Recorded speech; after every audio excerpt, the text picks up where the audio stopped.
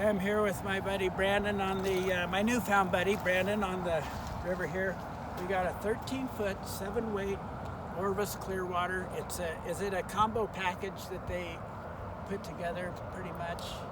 Essentially, yeah, it would come with a bat and kill, but I upgraded it to the hydros reel. Okay. It's got the Mission shooting line, the Mission Skagit head, and the Mission tips on it right now. Okay, Mission shooting line, Mission Skagit head, Mission sink tips. So it's a balanced set that Orvis put together, and that's a great way to go. So what is it, 525 Skagit? Yeah, 525. 525 Skagit. And we're talking about the first cast, and he's left-handed, and our wind is coming, river's flowing from left to right. Okay, so it's river right, and the wind is hitting me on the back of the head. So I want to make sure my D-loop is downwind of my casting position so it doesn't hit me. So if I'm left-handed, then my first cast is going to be a cack-handed double spay. I'm going to pop the anchor down a rod length away to fly and come around, smooth, high, slow, boom, out it goes.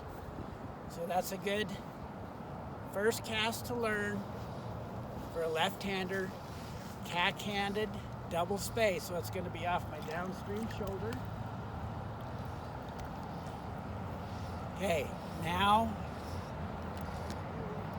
the wind died, so I'm going to try a different cast. I'm going to do a snap T. Again, I'm going to land the fly close,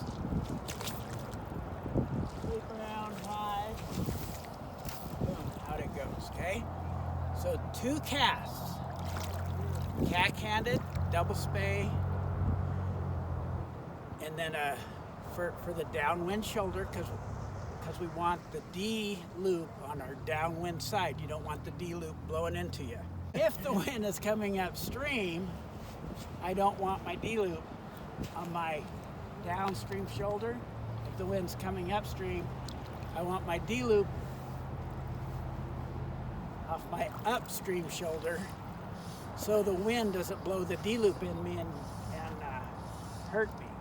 That's 2 casts off each shoulder. That's 1 line. It's a sink tip and an easy to manage fly, and that's all you need to practice. You don't need to start monkeying around with different shooting heads and sink tips and humongous flies.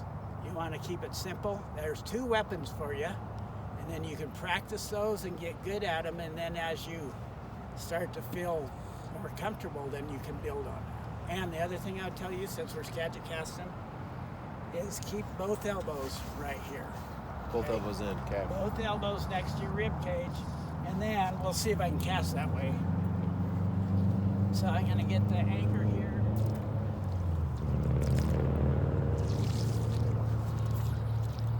Out it goes. And the reason is, if you keep your elbows pinned, on a Skagit cast, it's all in your hands and forearms. Okay. You stay like a statue. So it's not a bunch of wiggly arm movements? Exactly. Okay. You keep that little box right in here. It can be higher or lower, but it's all right compact. And that forces the rod to do the work.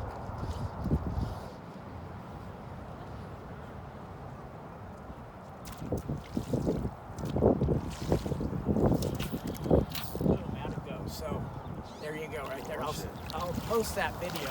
Yeah. Here's what I would do. Since you're just new with this outfit, I would just go 1, 2, 3, 4, 5. Okay, that is plenty to practice shooting. Yep. And then you can grab it with your top hand or grab it with your bottom hand and just hold it like this.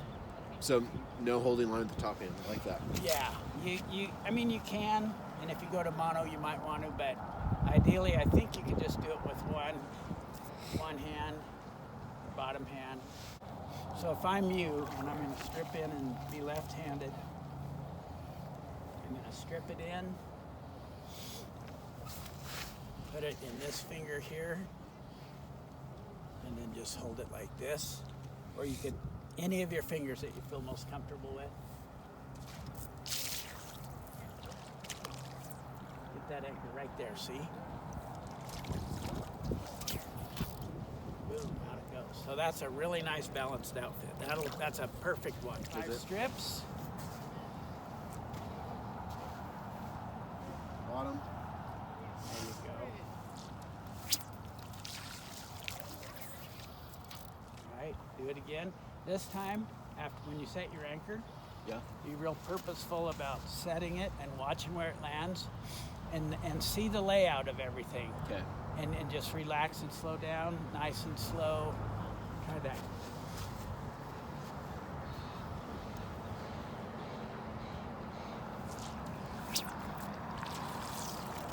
Boom. Very nice. That's okay. So try not to rush. Is that Russian? And once you set that anchor, you can sit there and stare at it for a whole second. Okay, just relax, and then go real slow and be real aware of what's going on. Don't rush it.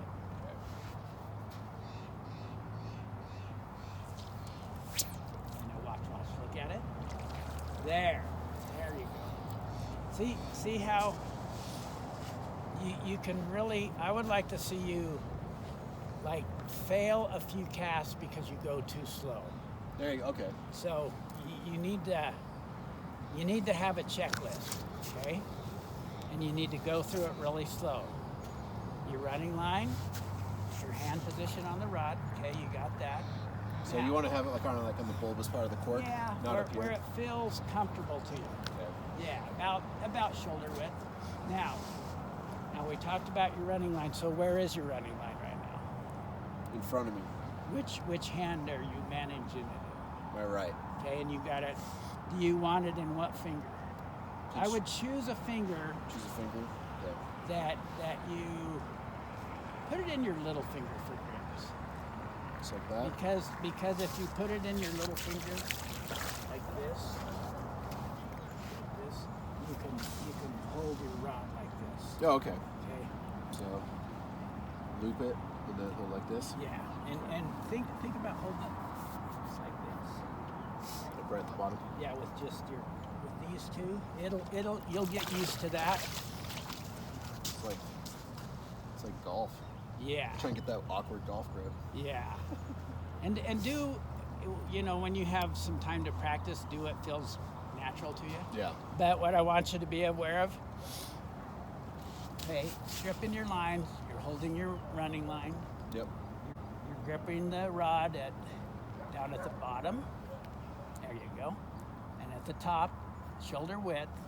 And then you're going to, so that's 3 things. And you got to take a deep breath and not rush through them. And then set your anchor and let it sit for a full second, just to chill you out. And then do a smooth. Just take a breath. Take a breath and make a smooth cast. Yeah. It can happen real slow, and if you fail slow, that's better than rushing. Yeah, because that's definitely the overhand angler in me, is to try to get that rushed cadence down. Right. Attaboy, just there. Boom. Just like that, okay? And then those things that you did, don't do it. Don't think of too much more, because this should be simple. Yes.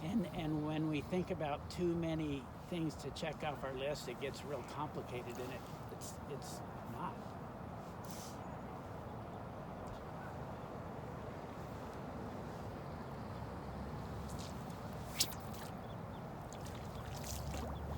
There you go, just like that. And you can also, when you're doing all this, I like the way you're setting your anchor, you're watching it, you're aware, and then when you do that sweep, you can take a few casts and just watch what your D-loop's doing, what your sweep's doing. Be aware of all that and slow yourself down enough so as you progress, you can learn where to make your little teeny changes here and there. That's really sweet, buddy.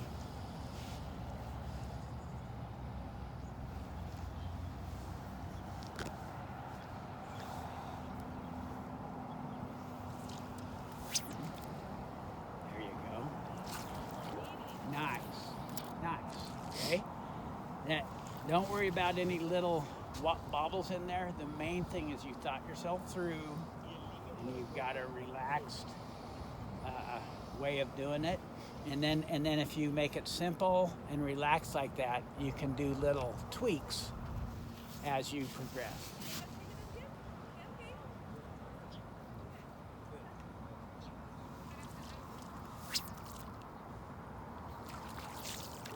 Nice.